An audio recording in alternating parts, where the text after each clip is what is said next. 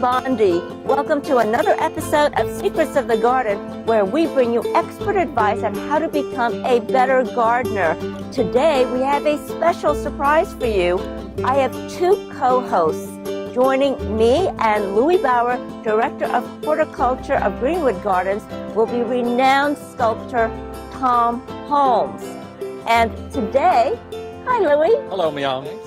Now this is an exciting time of year, and people are thinking about holiday decorations. How do you prepare for the holidays? Well, I do put off a little bit of my end of the season work just for this occasion because there's a bit of pruning to do. But I know that if I wait just a little bit to do it, I can cut it, and while it's still fresh, bring it into the house to use on mantles or to decorate the front door. Well, that's a really practical way of utilizing all of these beautiful greens around here, and you can make your own from those cuttings. You're right. In the summertime, I don't think about it. They all go to the compost pile. But this time of year, every time I cut something, I think, what can I do with it? And I see our visitor has arrived. Oh, great. Hello, Tom. Hey, nice to see you. Hey, hi, Tom. Nice to see you.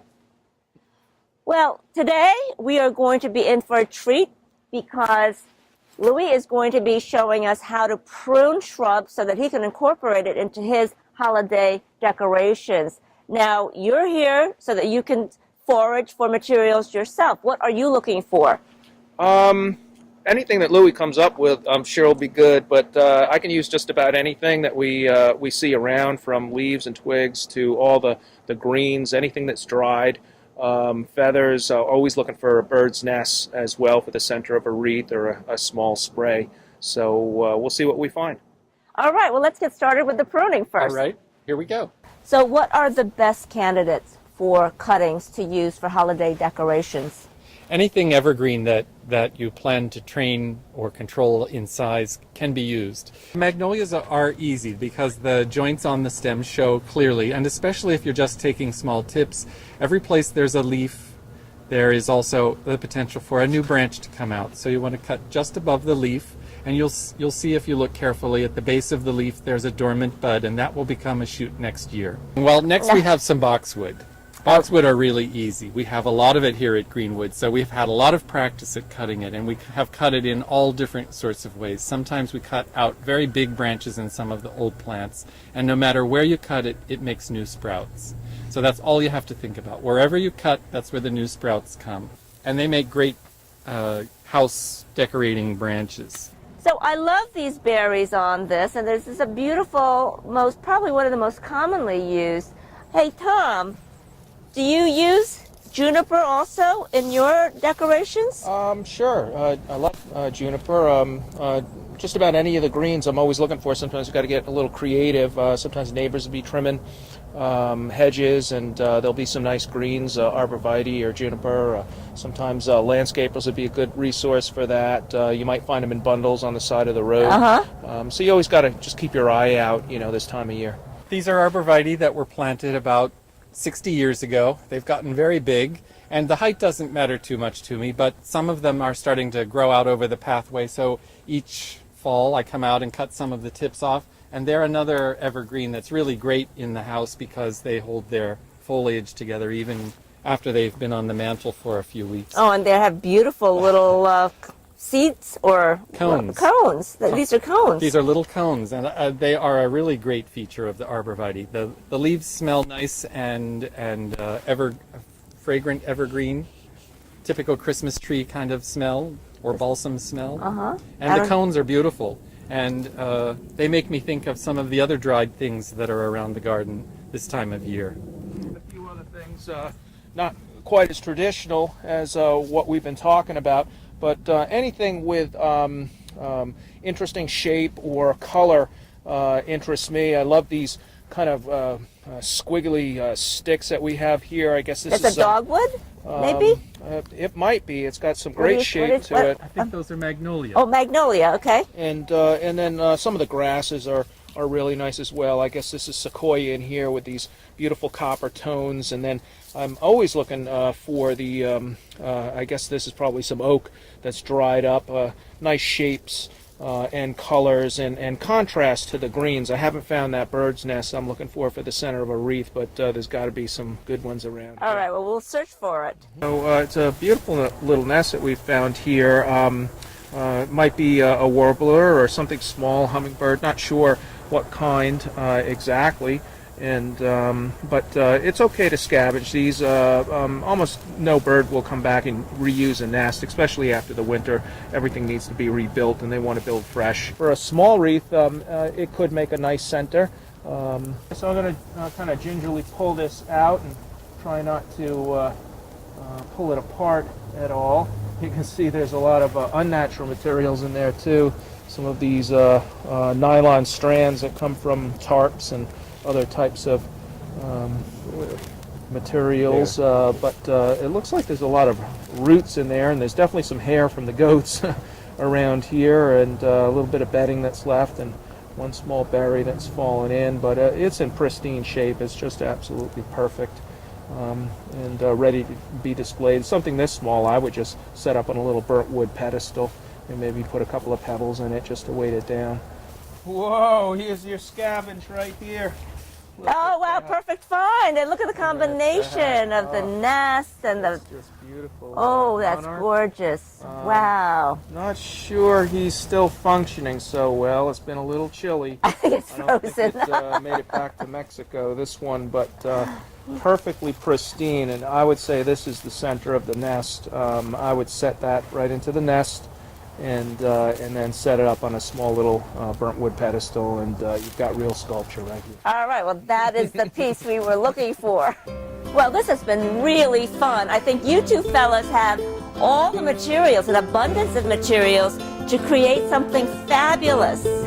You'll have to tune in next time when these two creative geniuses will bring you a beautiful creation. I'm Myung Bondy. Happy gardening.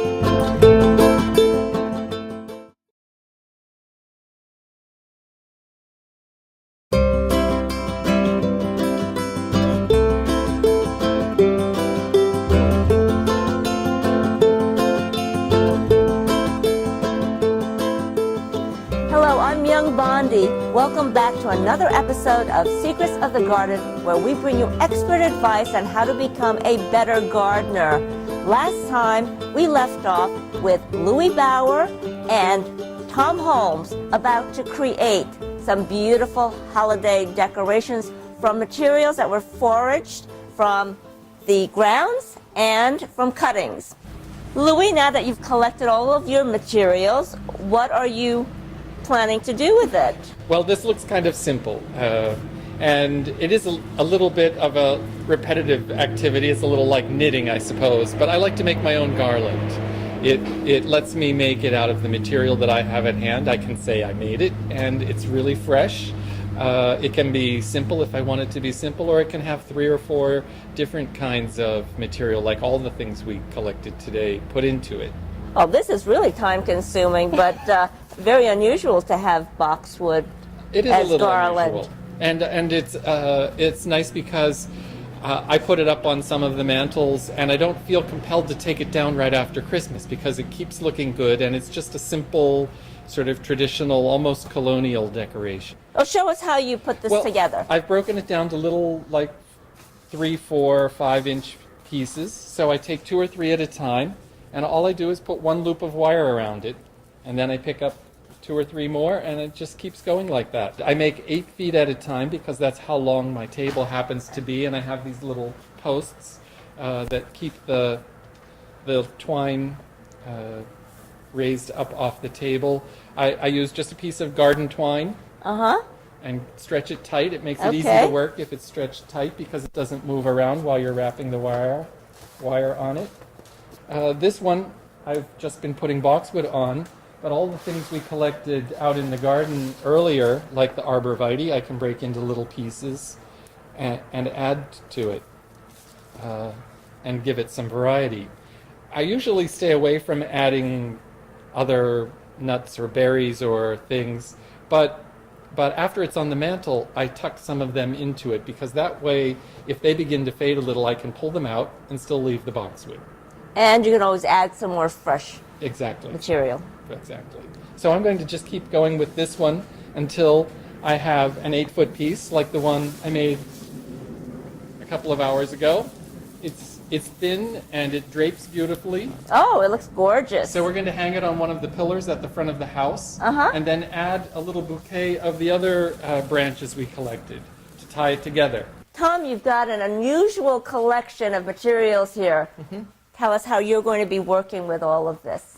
Okay, well, I brought a small urn here to work with, which will allow me to make a spray pretty easily. How do you approach this? Well, I'll start with the tallest material that I have, the arborvitae, I believe, right? And just maybe gather up pretty much all of it as our center. And then around the base, I'll begin to mix some greens, some of the cedars here that we have, and some of the boxwood over here, which is looking really nice. And we'll bring that in, and just kind of. I'm just kind of rotating along here, and so I get a little bit on each side. And you can see it's really, I've got a nice bundle going now, and I'll put a little bit more cedar into that on the bottom side. And then here, put in the rest of our material, a little rhododendron as well, that underneath. Around this other side here, and so you can begin to see we've gotten a nice kind of symmetrical display of greens. Already a nice arrangement. Yeah, kind of nice.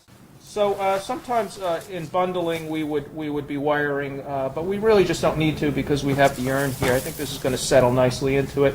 So we'll add this one stick. It's a little bit wide maybe for the arrangement, but we could trim back if we needed to. And then we have this nice little spray of grass. Maybe we'll add that into here. And then what I'm going to do is just kind of settle this into the urn and then just see how it's standing. Do you add water to this? Absolutely. If you wanted it to last longer, you would. But with something like this, I'd be leaving it outside. So it probably would get some natural moisture as well. And then I like the browns.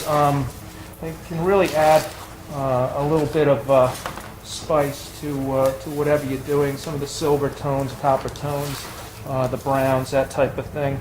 And we just kind of work around the base with some of the smaller things.